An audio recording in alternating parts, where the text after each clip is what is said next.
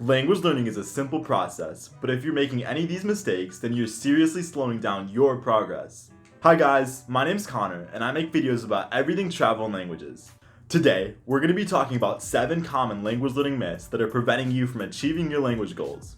These tips will be especially helpful if you're just starting to learn a new language. But even if you're at an advanced level, then they might cause you to reconsider some of your study methods. I know that at one point or another, I've made every one of these mistakes, and that's why I'm convinced that they're so important to talk about. Without further ado, let's get started. All too often, people make their first mistake in language learning before they even start by not having a clear motivation. Nearly everyone has at least some desire to learn a foreign language, and we're constantly told how learning to speak a foreign language will open doors that otherwise would remain closed. The problem with relying on a generic motivation like this to propel your language learning is that they offer little incentive to keep working and make it easy to give in to temptations and give up. Specific motivations can be used to form attainable goals that offer a clear path to success. For example, if you decide that you want to learn French because you like French cinema, then you can use this motivation to form a specific and attainable goal. Say, being able to watch your favorite French film with subtitles in 8 months. Similarly, if you decide that you want to learn Korean because you have Korean family members, then you can make a goal to have a 2-minute conversation with your relatives after 6 months. From here, you can create a study plan that targets this goal, and over time adjust this study plan if it's not helping you reach your goals. Whereas without a clear motivation, you have nothing to base your study around. Another mistake that will prevent you from achieving your long-term goals is failing to establish a schedule. Unlike with a job where you'll be fired for skipping a day of work or showing up late, there's usually no short-term consequences to skipping a day of language study or not being consistent in your efforts. But failing to establish a schedule sets you up for defeat in the long run because language learning will fall to the bottom of your list of priorities, and on days when you aren't feeling particularly motivated, will completely disappear. However, sticking to a schedule will ensure that you stay on track to meeting your goals. This is especially important as a beginner when you haven't yet made language learning a part of your daily routine. Of course, schedules are not permanent and can be modified anytime to meet your needs. In a busy week, you can trim back the time you spend learning languages to focus on more pressing projects. And on weeks when you have lots of free time, you can increase the time you spend studying languages to use your time more productively.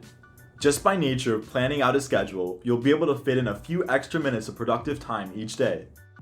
As I explained in my top 5 language learning myths video, a few extra minutes of productivity each day, or on the contrary, a few wasted minutes of productivity, can add up to huge amounts of time in the long term.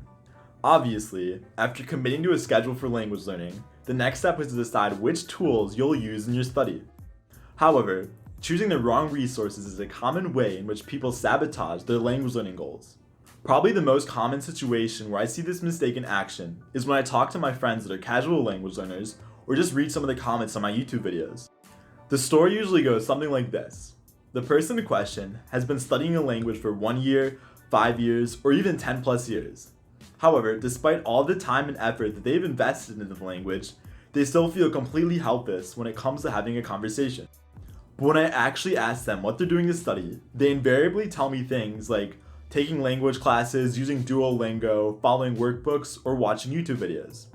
All of these resources are great by themselves, but if your goal is to actually be able to speak a language, then your study routine has to include resources that improve your speaking skills. This could mean online language tutors, language exchange partners, or even just a friend who speaks your target language. Since everyone has different goals and learning styles in language learning, useful resources vary from person to person, and what works for someone else might not work for you. Phrasebooks are well suited to tourists who just need to learn a few survival phrases, while graded readers are good for beginners looking to improve their reading skills. Just myself, I use vastly different resources depending on which language I'm learning and why.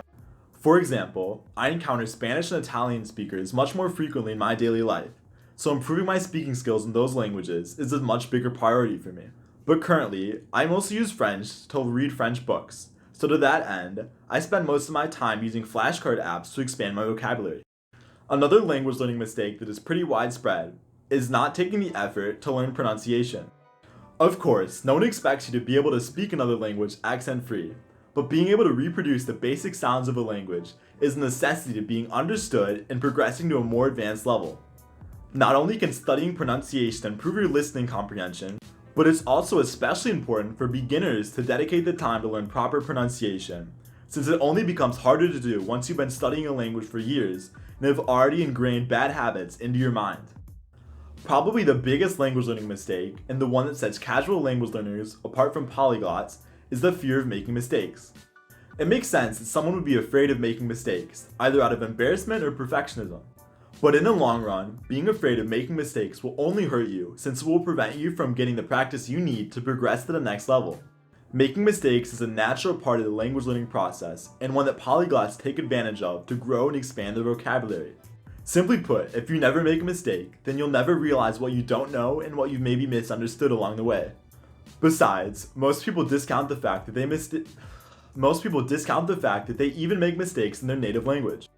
I mean, I don't know if it's just because I'm stupid, but I feel like, personally, every sentence I make in English, I either spell something wrong, forget what I'm trying to say, or completely choke on my tongue trying to put the words together. Another mistake that's similar to the fear of making mistakes, probably because it's coming from the same place, is the fear of practice. Nowadays, whenever I'm out in public and I overhear someone speaking a language that I'm trying to learn, my eyes just lock on and I go straight over and try to start a conversation. However, this is something that I really used to struggle with when I was just starting out with language learning. This fear can be one of the hardest single things to overcome, but once you overcome it, it's incredibly rewarding. If you are afraid of practicing with native speakers, then I find the easiest thing to do is just start out slowly.